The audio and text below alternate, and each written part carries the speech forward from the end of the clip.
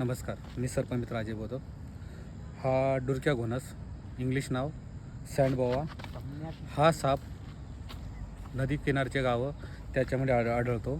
ह्या सापाची ओळख त्याचं काही जण अजगराचं पिल्लू किंवा घोणस असं पण ओळखतात. पण हा घोणस म्हटला तर हा अतिविषारी नाही, हा पूर्णपणे बिनविषारी घोणस, याला डुरक्या घोणस म्हणतात.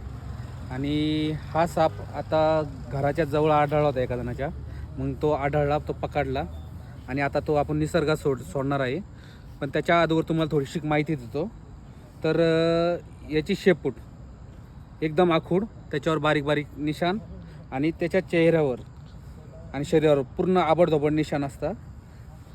आणि घोणसला कसं असतं, घोणसला गोल गोल ठिपके असतात, तसं घोणससारखे पण याच्या शरीरावर धब्बे असलेलं असं वाटतं, पण याचे धब्बे कसे आबडधोबड आहे. मग काही जणांचा अंदाज असा होतो की त्यांना आजगर वाटतो, तर हा आजगर नसून हा डुरक्या घोणस बिनविषारी, आणि हा आजगराचा पिल्लू नसून हा मुळात हा मोठा डुरक्या घोणस.